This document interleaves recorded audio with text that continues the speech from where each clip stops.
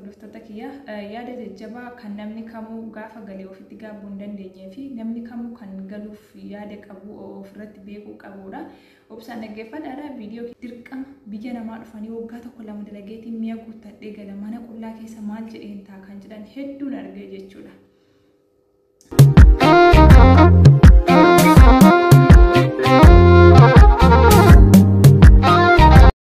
Washima kabajamtoota hordoftoota kiyya yaada jajjabaa kan namni kamuu gaafa galee ofitti gaabuu hin dandeenyee fi namni kamuu kan galuuf yaada qabu ofirratti beekuu qabudha. Obsaan dhaggeeffadhaadha. Viidiyoo kee like, share, subscribe gochuun maamila kiyya taha warri maamila kiyya taatan galatoomaa isinii jechuu barbaada. Egaa obboleeyyan kiyya akkuma biyyarraa waan tokko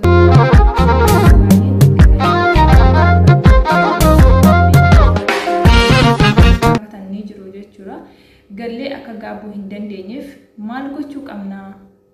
Keessumaa shamarran keenya jechuudha astaanii mana ijaarratanii qat godhanii mana isaanii bareechatanii galu jechuudha. Gaafa galanii mi'a gaarii mana keessaan qaban akkamittiin mi'a biiffee tokko dhabee akkamittiin meeshaa gaarii akkasii dhabee akkamittiin waan akkasii dhabee ta'anii of gaafatanii gaafa waan sana Itoophiyaa keessa taanii guuttachuu dadhaban ammallee maal godhu biyyuma ormaatti gulufuu jechuudha. Maaliif biyya kee teessee waan garaa keetii hojjettee bitachuun yeroo dheeraa sitti fudhata. Kanaafuu maatii isaanii ilmoo isaanii dhiisaniitu dirqama biyya namaa dhufanii waggaa tokko lama dalageetiin mi'a guuttadhee gala mana qullaa keessa maal jedheen ta'a kan jedhan hedduun argee jechuudha. Egaa obboleeyyan kiyya keessumaa akkuma biyya keessas deemee argaa turetti jechuudha. Itoophiyaa keessatti mi'a bitachuun baay'ee ol kahaadha. Maaliif mi'i baay'ee qaqqaalee jira akkuma jireenya kamittuu jechuudha. Egaa nuti immoo jireenyi qaalee jennee yaadda'uu dhiphachuu osoo hin taane akkasuma gaafa galullee mana ijaarrannee mi'a mana keessaa dhabnee dabbaramnee biyya ormaatti gulufuu osoo hin taane maal beekuu qabna waan furmaata ta'uu danda'u qabxii ijoo lama jechuudha. Obsaan dhaggeeffadhaa obboleeyyan kiyya. Yeroo baay'ee jechuudha wanta nu fayyadu guratti kennineen dhaggeeffannu wantoota nu fayyadnetti yeroo keenya dabarsine gaafa gallee ni gaabbina jechuudha. Yeroo baay'ee namoonni keenya waan ijoo waan gaarii waliif dhaamuun barbaannu. Maaliif wantoota hin taanetti yeroo keenya dabarsuutu namoota baay'eetu waan akkasii irratti argamu. Dirqama keenya osoo beeknee bareedaadha jedheetii yaada. Tole obboleeyyan kiyya meeshaalee akka TV, meeshaalee mi'a biiffee kan nyaata bisheessuu akkasuma meeshaalee shunkurtii garaagarii maashinii bunaa kaa'u wantoota adda addaa waan baay'ee tajaajiltu jechuudha gaafa galtan. Asii mi'a binnee yoo kaarboo goone maqaan maatii keenya nuu baasuu fi maatiin keenya mi'a nuti kaarboo goone nuu baasuuf qarshii guddaa gaafata jechuudha. Baay'ee kisaaraa qaba. Maaliif nuti asii gaafa erginullee warroonni dhufanii fuudhanii kaarboo nu godhan qarshii biyyattillee akkasuma kaarboo baasuuf qarshii gara maatiitti geessuuf qarshii. Kanaaf iyyuu maal gochuu qabna?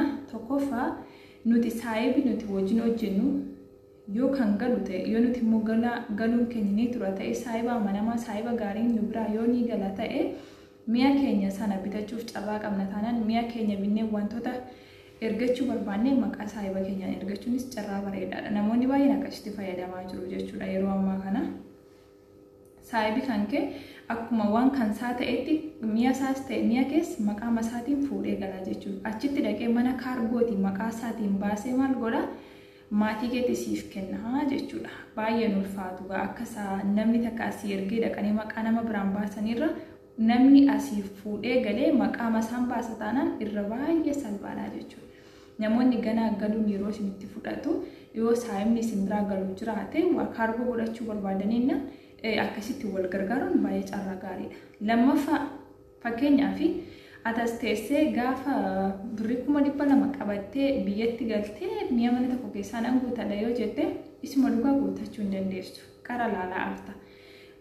Gaafa mana namaa dhattu jechuudha keessumaa shamarranii mana bareechattee kaatee yoo mi'a gaarii meeshaa gaarii akka biyya namaatti argitee galte kanarraa yoo guutuu ta'uu baate walakkaa isaallee yoo hin qabaatin wantoota dirqama isheef ta'e yoo hin qabaatin yeroo hundumaa yaada hafti jechuudha. Yeroo hundumaatti dhiphachaa hafti jechuudha.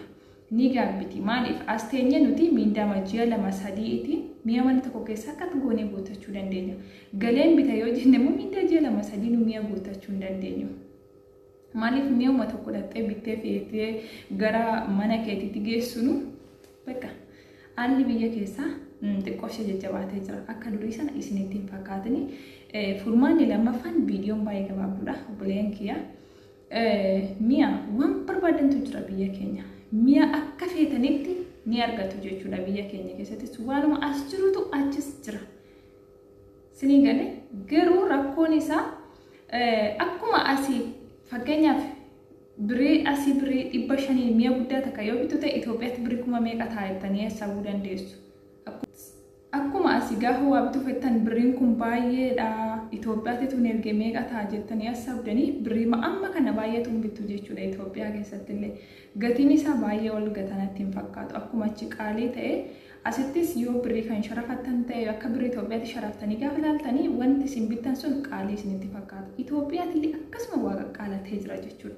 Wantoota akka feermuuzii biqa isinitti himee jira namni kam mi'a mana keessaanii beeka jechuudha. Keessumaa shamarran keenya galtanii ofitti seenaa urra tokkoffaa yoo kan saayibii keessan galu ta'e mi'a baay'inaan fudhattanii galuu barbaaddu taanaan saayibii keessanillee isinii fuudhee galuu danda'a. Isinillee gaafa galtan akkasuma mi'a isin barbaachisu fudhattanii galuu dandeessu. Akkasitti mi'a mana keessaa qabaatanii ofitti gammadaafuu dandeessu. Qabxii inni lammaffaan nama garaa keessanii nama amanamaa biyya keessaa hin argattu yoo ta'e bakka asuma teessanii miindaa ji'a 2-3 dhangalaastanii nan mi'a keessan jechuudha. Akka gaariitti bitee mana isinii turuu danda'a jechuudha. Mi'a isiniif bitu sana isinitti agarsiisaa viidiyoo waraabaa jabeenya isaa laafina isaa waan tokko dhaqee isin ilaalchisee jechuudha. Viidiyoo minaamin isin ilaalchisee irraa jalaanii mi'a isiniif bitee isiniif guutuu danda'a jechuudha. Gaafa galtanii manni keessan mana miidheeffattaniitu miillee mana guutee isin eega dhugaa rabbi jechuudha. Osoma waan nyaatanii bultan dhabdanii waan sana laaltanii gammadanii jiraattu jechuudha. Waan isinitti himutu akka gaafa as teessanii wanta akka hojjetattanii wanni sun xiqqoo ishee galma ga'ee isinitti mul'ate gaafa ijaan argitan immoo ni boorsu jechuudha gammachuu keessa darbitanii maaliif ofii kiyya waan na mudate irraa isinitti himaa jira. Ani waan guddaa godhee osoo hin taane gaafa galee jechuudha. Bakka bu'aa taabii kiyya galee akkuma kiyyaan hojjechiisetan bu'aa taabii kiyya ijaan arge jechuudha. Wallaahi gammachuu keessa ba'ee nan boo'e jechuudha ilmaan kiyya buuse maaliif bu'aa ba'inan mana madaamitti dabarsaa ture jechooti naan jedhame sun ceephoon sun tuffiin sun hundi isaa walitti qabamee kun warra bu'aa ta'ee na argame isa jedhutu gammachuutti na boochisee jechuudha. Akkasuma gaabbileen kee namoota waan hojjete itti milkaa'ee akkasuma gammachuu keessa ba'ee boo'ulee sidaa taasisu maaliif namni gaafa tirfii gammadee waan taabii isaatti akka gaafa arge akkasitti miira gammachuu sitti dhaga'ama. Yoo yaada qabaattan koomentii jala naaf kaa'aa isiniin jedha. Waa'ee yaada biyyaarraa kana fakkaataa waa'ee mi'a kaargoo godhatanii fi galanii bitanii fi astaanii bitatanii waan kanarraa dubbannee ture amma jechuudha.